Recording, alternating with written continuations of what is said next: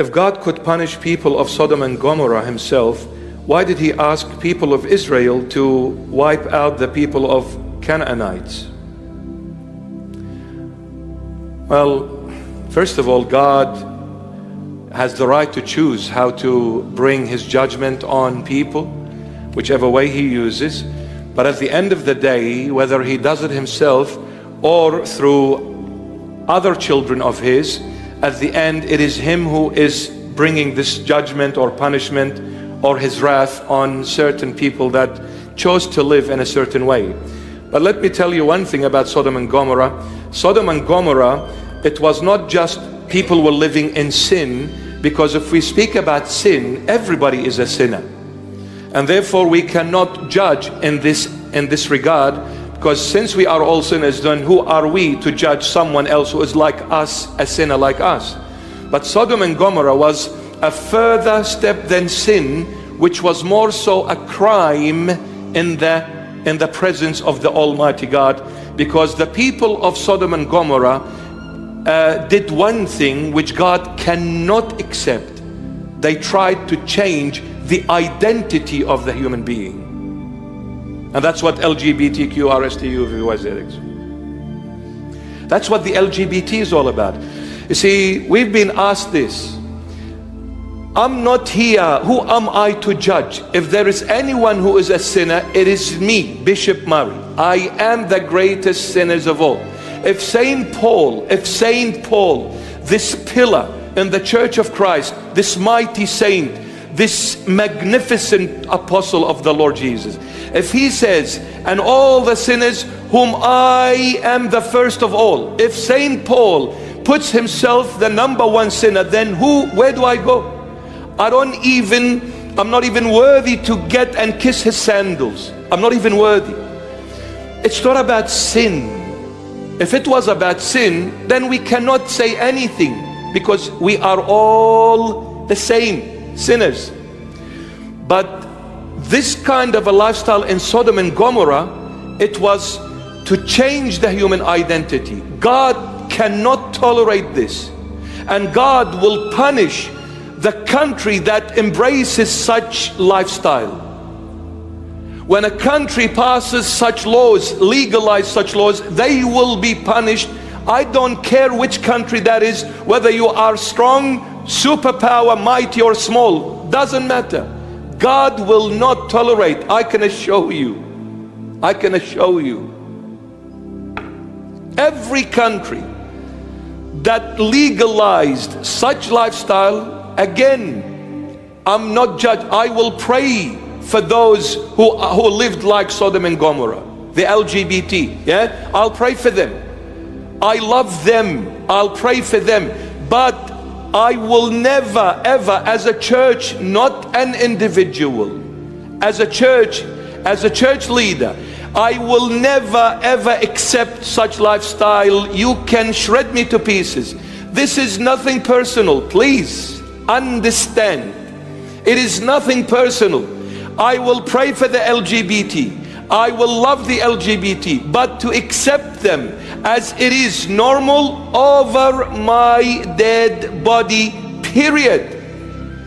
What has happened of Christendom? Where are the church leaders? Today we are hearing church leaders are saying it's okay. We need to embrace this. We need to accept them. We need to tolerate them. We need to allow them to be part of the church in the name of love. Get a life and repent before the Lord plucks you from your roots.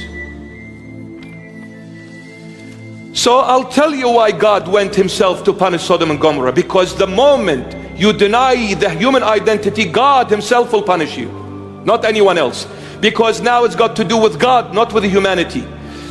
Now he's not going to send another person, another human to go and punish Sodom and Gomorrah. Why? Because it's got to do with the human identity. Who created this human identity? Who gave this human identity? God. So when you try to wipe it, God himself will come. He's not going to send another human. No, he will come himself. So every country, listen, Australia, America, Canada, Europe, you better open your eyes, your ears, and listen. Because you've embraced such laws, because you have accepted such laws, you will not escape the wrath of Jesus Christ of Nazareth, no matter what you do. And there is nowhere to hide from the Lord. You can run, but you cannot hide. Unbelievable. And let me be very clear. Sodom and Gomorrah, it is not only that lifestyle which is today the same. Nothing is new under the sun. This has been going on for thousands of years, this LGBT. It's not something new. But Sodom and Gomorrah, since this question about Sodom and Gomorrah, it is not only a sin, it is more so a crime in the sight of God. So if someone comes out and says, it is a sin, but it's not a crime, like unbelievable, man. It's a crime because you are wiping the identity of the human being which God himself has created. God created men in his image according to his likeness, and he created them male and female. God created them male and female.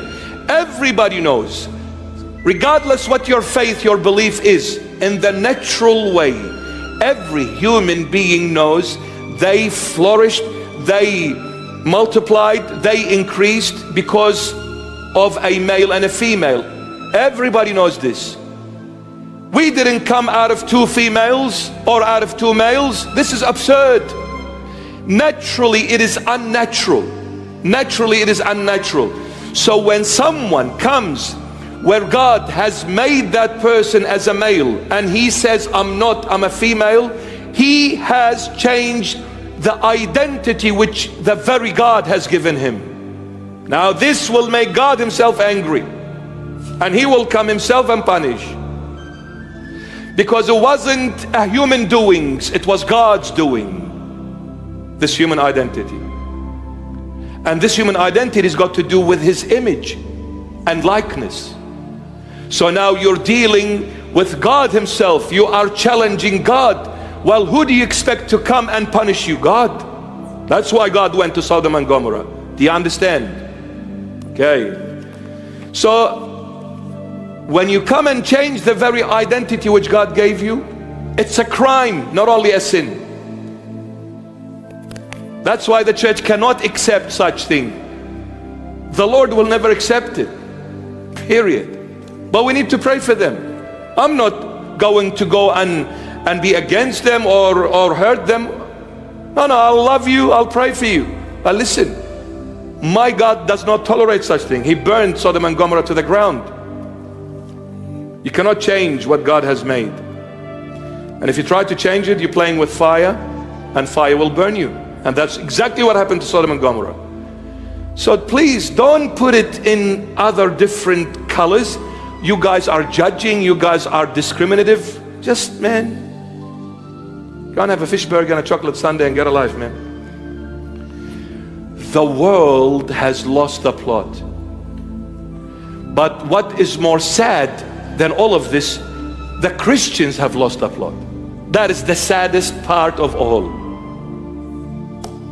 So-called churches embracing the 6-color rainbow, I will never call them churches.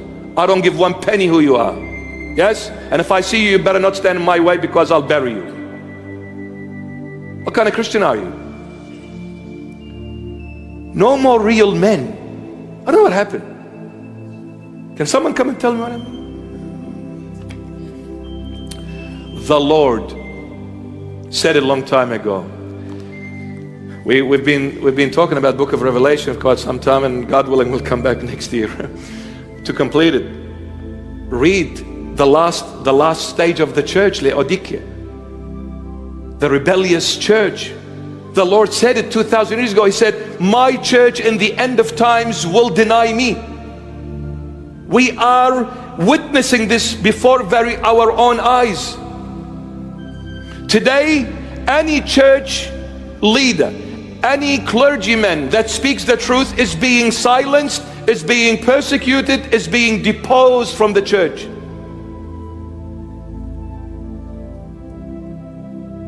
For speaking the truth. They're being deposed by their hierarchies. Wow.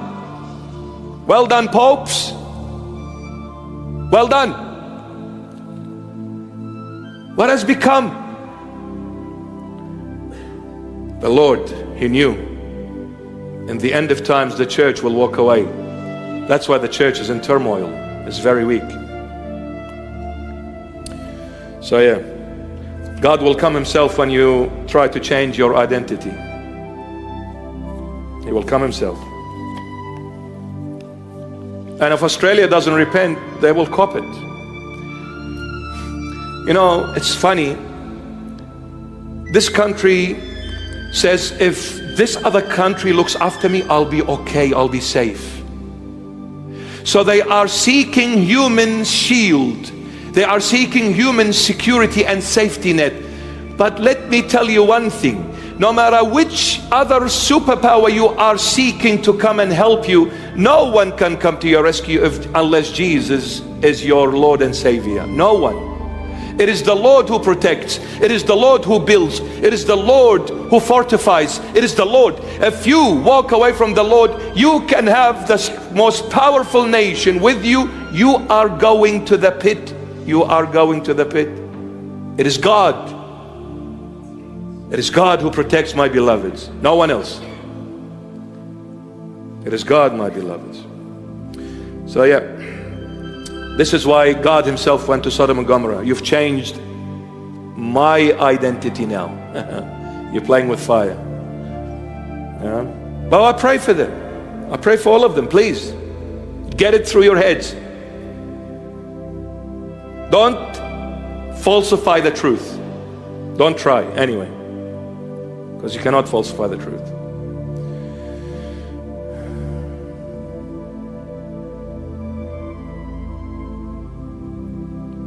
Is it a sin to hang out with worldly people even when you know you won't sin? How do you know that?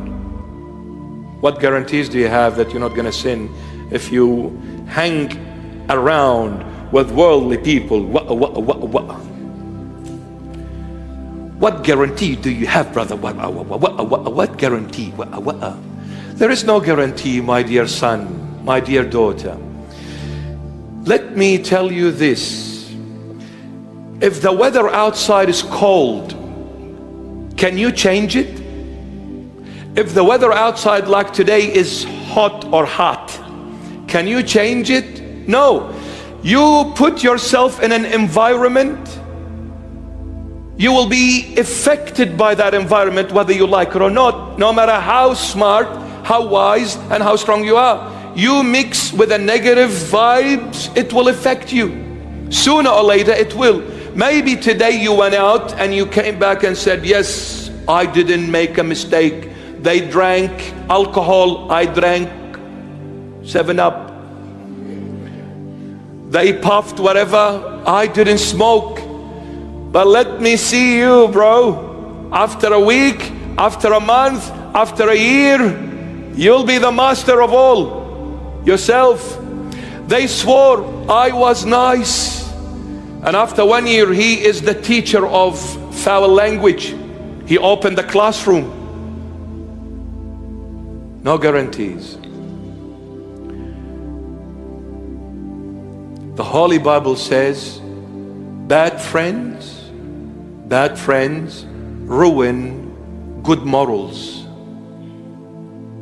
Bad friends ruin good morals. Because practice makes perfect. The more you go, the more you're gonna end up being like them. So why do you need to hang around with worldly people? Let me define what a true friend is. Let me define who is this true friend for you, my dear friend. In a very simple approach. A true friend is the one who builds you up, not destroys you. A true friend is the one who builds you up, not destroys you. And the only way for this friend to build you up is for this friend to be the reason for you going to Jesus Christ of Nazareth. If this friend takes you to the Lord, then call him a friend. But if this friend takes you to Satan, he is not your friend. So you need to know what is the true definition of a friend. A true friend who takes you uptown, not downtown. Takes you to the church, not to the club. Takes you to the light, not to the darkness. A friend that shows you the way of the Lord Jesus, not Satan. So please stay away from those so-called friends, because they are not friends. They're not. Pray for them, but stay away from them.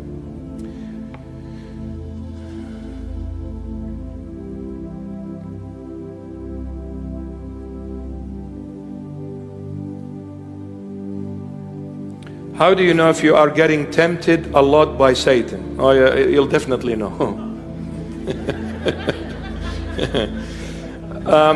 The Lord Jesus said it very clear.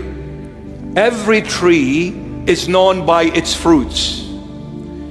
You can tell the tree from its fruits. Satan has his fruits, and the Lord Jesus has his fruits, and they are both very clear, like the daylight. So when you look at Satan, definitely you will know what kind of fruits they are coming from him. Lies, killing, stealing, smelling, huffing and puffing. You can tell. And then when you're tempted, you just use the word tempted. See, so the word tempted definitely comes from Satan. Did you know God does not tempt you? Look, the more accurate in the Lord's Prayer is, there are two things. One is called exam, the other called trial. Trials come from Satan, exams come from God, the Lord Jesus. The Lord Jesus will never put you through a trial, he will put you through exams. But Satan will only put you through trials. Why? Because trials are put there to make the human fall. Trials are for the fall of the human race. Exams are put there to give the human being the chance to pass and succeed. You see, no doctor, and we have a great doctor here with us, no doctor ever became a doctor unless he or she went through exams, not trials. Exams. Unless you sit through an exam, you can never say I made it. So the exam there is to help you succeed, prosper, and graduate to receive your certificate and say, I'm a doctor now. How was this made possible? Through exams. So the Lord will examine you in order to give you the opportunity to pass, elevate, exalt, and prosper. Satan will put you through trials. The trials are there to do one thing, to break you and to make you fall and disappear. So the temptations are the trials. The temptations are the trials. So what are the temptations of Satan? Star City Casino, gambling, alcohol, boys and girls, girls and boys, going out against your parents' wish. They say to you, don't go out, don't be late. You break every law, you break every rule. It's extremely clear. You are walking in the wrong path. You need to come out. You need to come out and ask the Lord for forgiveness. Ask the Lord for guidance. Ask the Lord to bring you back, because the temptations of the world are plentiful. Plentiful, my beloveds. Be extremely cautious, extremely careful. Be very careful.